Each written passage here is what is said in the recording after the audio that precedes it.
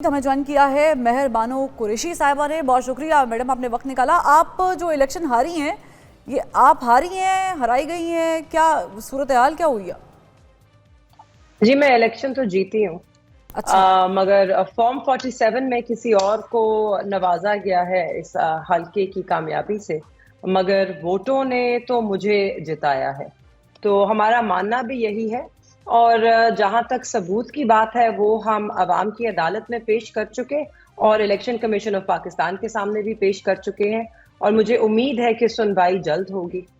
सही है, लेकिन आपके भाई जैद वो जीत गए, आप हार गई, वहां पर भी धांधली हुई थी? जी जी देखिए, असल में इस इलेक्शन में जो हुआ है उसमें उसमें है बहुत सारे लोग कामयाब हुए हैं। उनकी जो लीड थी मेरे भाई की, वो 50,000 वोट की लीड से जीते हैं। मगर हमारा मानना है कि उनकी लीड जो है वो 80,000 से ऊपर थी। और अब हम ये बात करते नहीं है क्योंकि हमारे पास सबूत नहीं है, मगर जहां तक हमें बताया गया है कि 30,000 से ज्यादा बैलेट पेपर जलाया गया। मगर फिर भी आरओ साहब को समझ नहीं आ रही थी कि वो 50,000 की लीड को किधर गुम करे, तो मजबूरन उन्हें ये रिजल्ट देना पड़ा। जहां तक मेरे हल्के का सवाल है, आपके सामने है फॉर्म 45 और फॉर्म लेकिन 47 मेहर के बानो बीच में जो साहिबा, अगर वो जीत गए तो फिर 80,000 की लीड क्या और 50,000 की लीड क्या? Absolutely it doesn't matter. मगर मैं इसी बात पर आ रही हूँ, जब आप मेरे हल्के एन 151 में आते हैं या बैरिस्टर तैमूर मलिक के हल्के में जाते हैं या पीपी 218 जो मुल्तान का प्रोविंशियल हल्का है उसमें जाते हैं, आप वहां पे देखते हैं कि फॉर्म 45 और 47 के बीच में बहुत बड़ा तजाद है। मेरे हल्के में 16,500 वोट रिजेक्ट हुआ है। तैमूर मलिक साहब के हल्के में 12,000 वोट रिजेक्ट हुआ है। पीपी 218 जो ज़हूर भुट्टा साहब का हल्का है, वहां पे 13,000 वोट एक एमपीए की सीट पे रिजेक्ट हुआ है। और ये जो रिजेक्टेड वोट है, ये फॉर्म 45 में रिफ्लेक्ट नहीं हो रहा। फॉर्म 45 में जो नंबर है वो एवरेज जिस तरह आपको बाकी हलकों में भी मिलेंगे रिजेक्टेड वोट, उसी तरह है। फॉर्म 47 पर किसी तरह हमारी लीड को खत्म करने के लिए उन्होंने रिजेक्ट किए ज्यादा वोट। मगर इसमें सबसे दिलचस्प नुकता ये है कि अगर आप इलेक्शन एक्ट 2017 पढ़ें या इलेक्शन रूल्स पढ़ें, तो आरओ साहब को ये इख्तियार हासिल ही नहीं है कि वो मजीद वोट रिजेक्ट कर सकें। सिर्फ और सिर्फ उनके पास फॉर्म 45 आते हैं, उसको वोट ऐड करते हैं और फिर उसको कंसोलिडेट करके रिजल्ट जारी करते हैं। ज्यादा से ज्यादा ठीक जो है, रिजेक्टेड वोट फॉर्म 45 पे लिखा है, वो उसका बैग खोल ठीक है। के ये चेक ये कर ये सकते बात हैं कि आपने क्या बता ये दी है, सही लेकिन ये रिजेक्टेड है। मेरे लिए हैरत की बात है कि जहां से आप लोग हारे वो रिग्ड है, जहां से जीत गए वहां से लीड कम थी लेकिन हम जीत गए। आप जो ये बात कर रही हैं कि ये मैनेज हुआ है थ्रू आरओस, ये मैनेज देखिए देखिए आरओस खुद तो देखिए मैनेज मैडम, नहीं हम करते। बात नहीं कर रहे। क्यों नहीं करते हैं? उन्होंने किए हैं। अब आपके सामने रावलपिंडी के कमिश्नर साहब का एतराफ है लेकिन कि जी सबूत नहीं है। हमने लोगों को, जी एविडेंस, आप अभी एतजाज एहसन साहब जो कि माहिर कानून हैं, बहुत बड़ा नाम है उनका, वो यही कह रहे हैं कि एक कन्फेशन एविडेंस होता है। अगर कन्फेशन एविडेंस नहीं है तो मुझे बताइए, ये जो इस तरह के केसेस चले हैं पिछले कुछ हफ्तों में खान साहब के खिलाफ, मेरे वालिद के खिलाफ, उसमें एविडेंस क्या था? गवाहियां ही थी ना। तो गवाहियों की बिना पर उन्हें सजा दी, और यहाँ पे आप गवाही को मान नहीं रहे कि वो शवाहिद है। तो इस तरह दोहरा मयार तो नहीं हो सकता। आप अगर जिन एक जिन बंदा जिन खुद साहब कह की रहा बात है कर रहे कि हैं, जिनकी जिनकी प्रेस कॉन्फ्रेंस की बात कर रही हैं, इलेक्शन वाले दिन के बाद जब उनकी प्रेस कॉन्फ्रेंस एक मीडिया टॉक है वो डिफरेंट है, उस पर वो मुतमईन नजर आते हैं, फिर कुछ दिनों बाद वो सामने आते हैं और वो बताते हैं कि उन्होंने खुदकुशी की कोशिश की।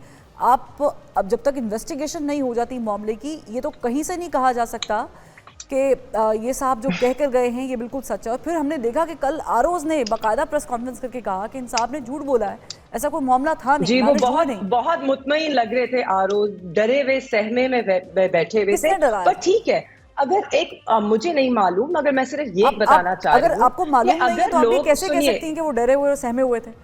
इन my opinion I can also see, जब आप किसी को मिलते हैं आपको भी देखते हैं कि ये खुश है या डरा हुआ है या इस वक्त बहुत मुतमईन है। तो मेरे मानने में वो जरा सहमे हुए लग रहे थे, वो इतने मुतमईन नहीं थे उन बातों से जो कर रहे थे। मगर ठीक है, हम तो कह रहे हैं आप फिर इंक्वायरी कर लें, एक जुडिशियल कमीशन बिठाएं और इंक्वायरी कीजिए। मगर जहां पर हमारे हलकों का सवाल है, हमने इल्जाम नहीं लगाया है, हमने आपके सामने फॉर्म 45 पेश किए हैं। अब चाहे वो आरओ ने किए हो, कमिश्नर ने किए हो, किसी परिंदे ने किए हो, किसी भूत ने किए हो, वो तो देख लेंगे, मगर फॉर्म 45 एक वाज़ेह कहानी बयान कर रहा है। फॉर्म ठीक है, 45 आप इस वक्त एक पर ज़ाहिर जो है कि हतमी, पार्टी लेट मी फिनिश, के पॉइंट ऑफ व्यू है उसको रिप्रेजेंट कर रही हैं। आप कह रही हैं कि रिग्ड इलेक्शंस हैं, धांधली हुई है, हम इसको एक मैं साइड ये पर नहीं, रख भी दें। एक सेकेंड मैडम, मैं ये नहीं कह रही कि रिग्ड इलेक्शन है, मैं कह रही हूँ कि ये हाईजैक हुए हैं इलेक्शन। रिग नहीं है, डाका डला है। रिगिंग तो होती रहती चले, है, आपके बैलेट नजदीक बॉक्सेस डाका डला भरे है, जाते हैं। आपके नजदीक डाका डला है, बैलेट बॉक्सेस को भरा गया है, इलेक्शन नताइज रोके गए उसके हैं। बावजूद उसके हमारे बावजूद के सामने बैलेट बॉक्सेस भरे केपी की गए। मिसाल सामने मौजूद है। केपी के अंदर पाकिस्तान तरीके इंसाफ अच्छी खासी तादाद में सीट्स निकाल लेती है, वहां पर भी जमातें कह रही हैं कि इलेक्शन रिग्ड हुए हैं, और केपी में जो है तो वो पीटीआई ने की है। देखिए, तो जो जमातें कह रही हैं, तो वो अगर फॉर्म 45 लेकर आते हैं सामने, हमारा तो यही मौकफ है, हम उन्हें खोल देंगे। आप आइए, फॉर्म 45 लाएं, हम भी लाते हैं, और हम कह भी ये रहे हैं, यहाँ पर भी, पंजाब में भी, मैं अपने हलके में भी, मैं तो दावत देती हूँ पीपल्स पार्टी को और उनके जो कैंडिडेट हैं उन्हें, अपने फॉर्म 45 सामने लेकर आइए। ठीक नून है, मैं लीग वाले क्विकली, जो क्योंकि है वक्त की कमी है मेरे मेहरबानी हलके से, नहीं, साहबा, लेट मी मैं फिनिश, चाहूंगी एक वो भी सवाल में सामने, वो भी ईसीपी में गए हैं। ठीक है, But you have to let me complete. If you ask me a question, I I must be just able have to answer it. two last minutes, so मैं क्वेश्चन पुट कर लेती हूँ, आप यू कैन आंसर इट। सवाल ये है कि All right. आपकी जमात जो है वो एक्सपर्ट है धरने में, एहतजाज में। अब आप लोगों का लाहे अमल क्या है, क्योंकि 180 सीट्स का आप दावा तो कर रहे हैं कि आपकी बनती थी, मिली नहीं है। अब जो भी गवर्नमेंट बनेगी उसका अगेंस्ट आप लोग करने क्या जा रहे हैं?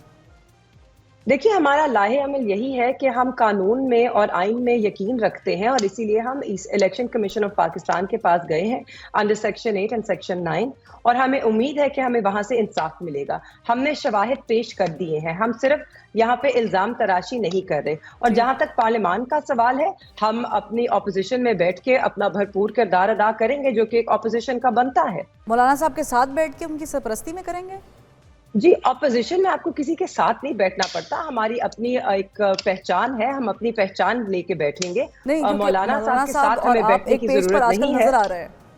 नहीं जी, हम मौलाना साहब के साथ सिर्फ एक नुक्ते पर हम उनके साथ, उनका नुक्ता हमारे से मिलता है, और वो भी यही कह रहे हैं कि मुतनाज़ा इलेक्शन है और इसमें शफाफियत के लिए इन्वेस्टिगेशन होनी चाहिए, और फॉर्म 45 की बिना पे रिजल्ट जारी होना चाहिए। ठीक है, बहुत शुक्रिया तो हमारा साहब, आपने वक्त निकाला, ये अच्छा नुक्ता है।